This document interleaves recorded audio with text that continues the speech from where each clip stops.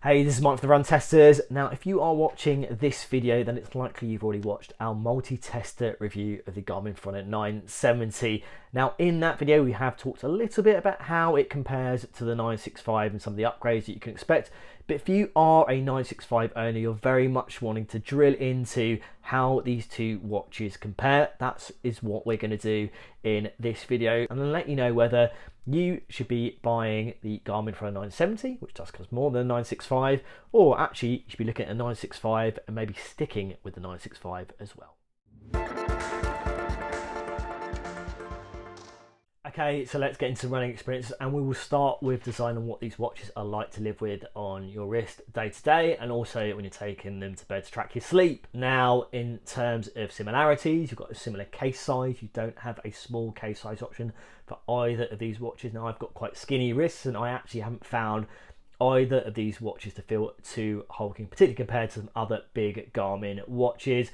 You are getting the same amount of physical buttons. You are getting a touchscreen display as well. You're getting AMOLED here as well, so you're getting color across both watches. The watch straps are the same width. They use the same mechanism as well, so that kind of quick fit style mechanism to allow you to kind of remove them if you want to, and you could kind of use those straps across the two watches as well if you're kind of looking to upgrade. If you look at the back of the watches, they both have optical sensors, but the Forerunner 970 has the newer Elevate Gen 5 sensor that unlocks ECG monitoring and just is going to give you the most accurate kind of available kind of heart rate sensor technology that Garmin has to offer so far. In terms of differences, quite notable one, you are getting an LED flashlight on the 970. You are getting a brighter display on the 970 as well too, and you have the ability to adjust brightness of the AMOLED panel, where you don't have the ability to do that on the 965. You're just stuck with one setting. If you look below that case as well, at the bottom, you're getting a microphone and a speaker on the 970. You don't get that on the 965. That is unlocking some of the new kind of voice-enabled features that Garmin offers as well. From a screen point of view, we talked about the added brightness. You're also getting a stronger level of protection on the 970 watch. It's Gorilla Glass on the 965. It is sapphire crystal, which is, you know, what is found on Garmin's more expensive watches like the Phoenix, and gives the highest level of kind of watch protection in terms of kind of, you know, fending off scratches. Both myself and Nick have scratched the display on the 965, so definitely that is a welcome update on the 970. So the key difference is really from a design point of view, the added LED flashlight, the added microphone and speaker, which doesn't add kind of considerable extra thickness to the watch. You're getting a brighter display on the 970 as well, but you are getting a similar case size, same watch strap size, and they're removable as well.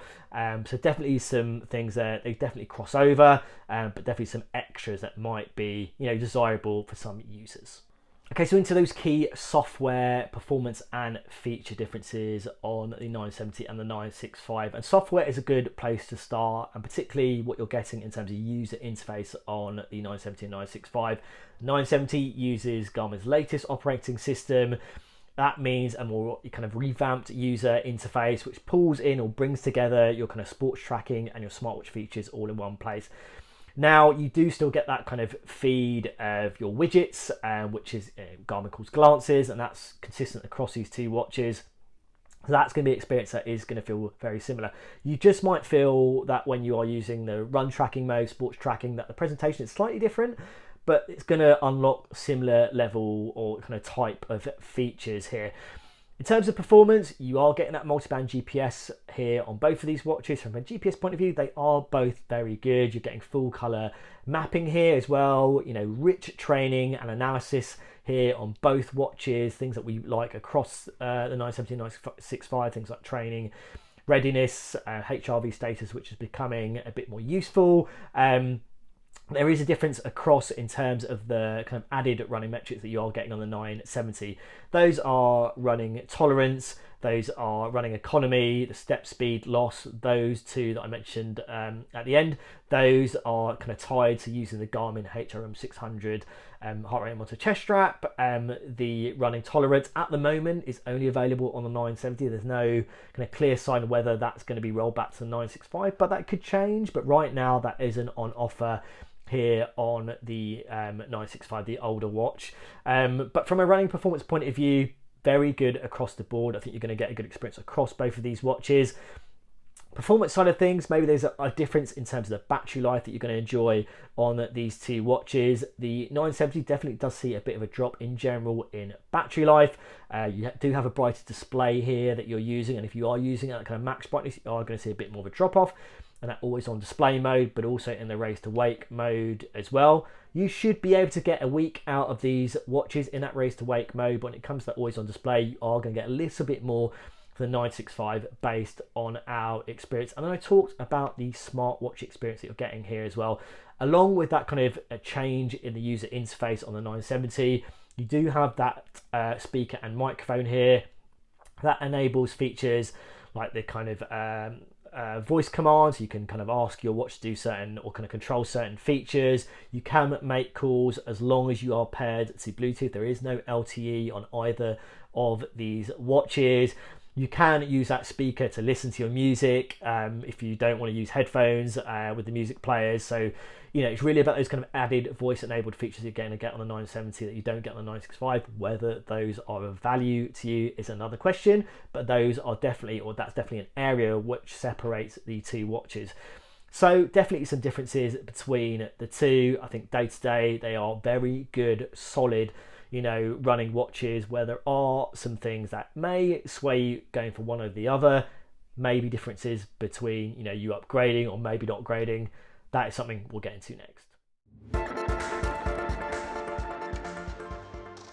So some thoughts on whether you should go for the Garmin Forerunner 970 or the Forerunner 965. Hopefully it's come across in this video and other videos that we've done on the 970 and the 965 is that these are two standout premium running watches, and despite being a little bit of a difference in terms of age and when they've launched, they still are going to offer a good experience for plenty of people.